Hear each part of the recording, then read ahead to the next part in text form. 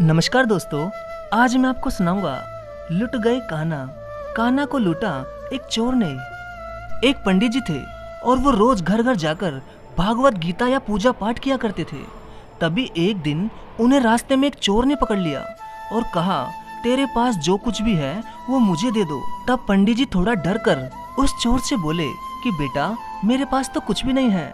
तुम एक काम करो कि मैं यहीं पड़ोस के घर में जाकर भागवत गीता का पाठ करूंगा, तो जैसे ही वे सब लोग गीता के पाठ में व्यस्त हो जाएंगे तब तुम उनके घर में जाकर जल्दी से चोरी कर लेना।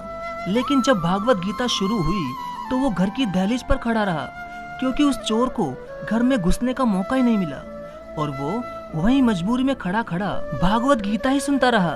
फिर वो बहुत ही ज्यादा निराश होकर बाहर एक पेड़ के पास जाकर खड़ा हो गया और जब वो पंडित जी बाहर आए तब वो चोर उनसे बोला कि पंडित जी, आपके कहने के मुताबिक मैं घर में चोरी नहीं कर पाया, अब मैं क्या करूं?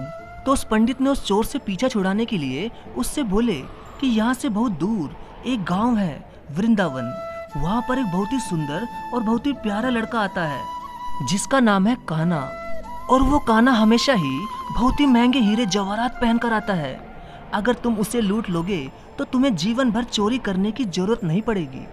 और हाँ, कान्हा वृंदावन में एक बहुत ही बड़े पीपल के पेड़ के नीचे आता है जिसके आसपास बहुत सारी झाड़ियां होंगी। तभी वो चोर उस पंडित की बातों में आकर वहां से खुशी खुशी सीधा वृंदावन निकल गया। अब उस चोर की चप्पल बिल्कुल टूट गई, मगर वो कान्हा का नाम याद करता हुआ बस चलता गया।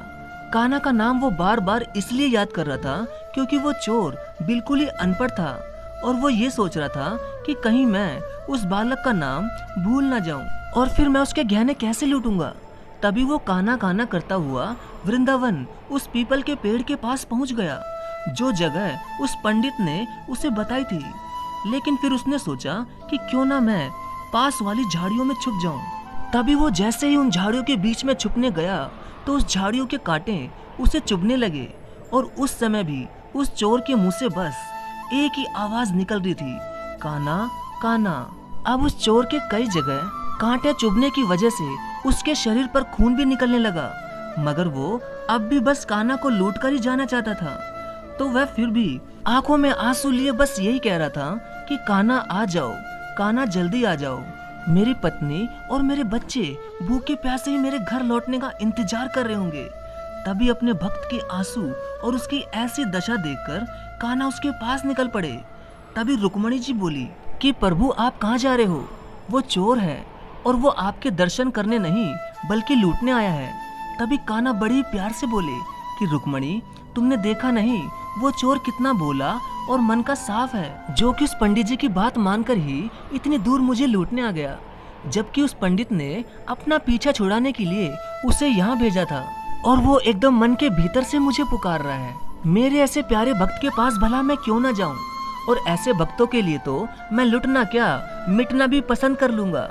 ये कहकर ठाकुर जी बच्चे का रूप लेकर उस चोर के पास आधी रात को चले गए। तो जैसे ही प्यारे कान्हा जी उस पीपल के पेड़ के पास पहुँचे, चोर झाड़ियों में से एकदम से बाहर आ गया और उन्हें पकड़कर बोला, ओ कान्हा, तूने मुझे बहुत दुखी किया है।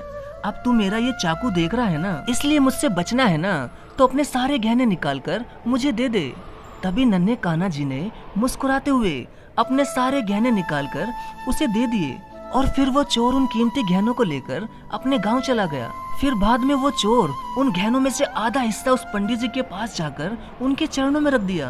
तभी पंडित जी हैरान होकर बोले कि ये क्या है?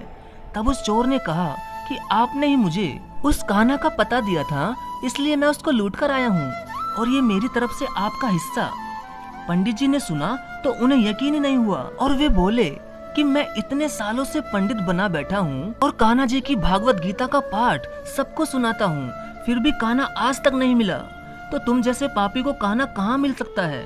लेकिन चोर बोला कि पंडित जी, मैं चोर जरूर हूँ, लेकिन मैं एकदम सच बोल रहा हूँ। तब उस पंडित ने कहा कि ठीक है, अब मैं भी तेरे साथ वहाँ चलकर देखूंगा कि कान्हा कैसे दिखता है। तभी वो दोनों ही वहाँ चले जाते हैं। फिर चोर कहता है कि आओ पंडित जी, मेरे साथ यहाँ झाड़ियों में छुप जाओ। अब कान्हा कान्हा बोलते हुए वो दोनों वहाँ छुप तो गए, मगर उस झाड़ियों की वजह से दोनों ही बहुत ज्यादा लहूलुहान हो गए। लेकिन कान्हा नहीं आए। थोड़ी देर में पंडित जी कहने लगे, तुम्हें पूरा यकीन है कान्हा यहाँ आए थे? तो वो चोर कुछ नहीं बोला, बस वो सच्चे मन से ये कह रहा था कि कान्हा आ जाओ, कान्हा एक बार आ जाओ, यही पुकारता रहा। तो थोड़ी देर में कान्हा एक बच्चे के रूप में वहां आ गए। ये देखकर पंडित जी को यकीन ही नहीं हो रहा था कि उनके सामने कान्हा जी थे।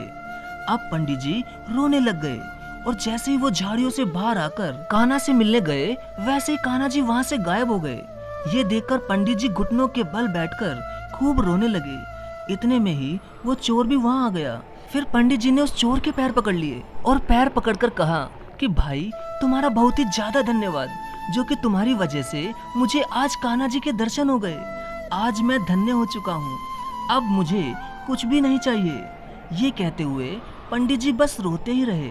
वाकई में दोस्तों, कान्हा जी के दर्शन एक बार अगर किसी को हो जाए तो उसका जीवन तो धन्य ही हो जाएगा, फिर चाहे उसे जीवन में कुछ और मिले या ना मिले। जय श्री कृष्णा।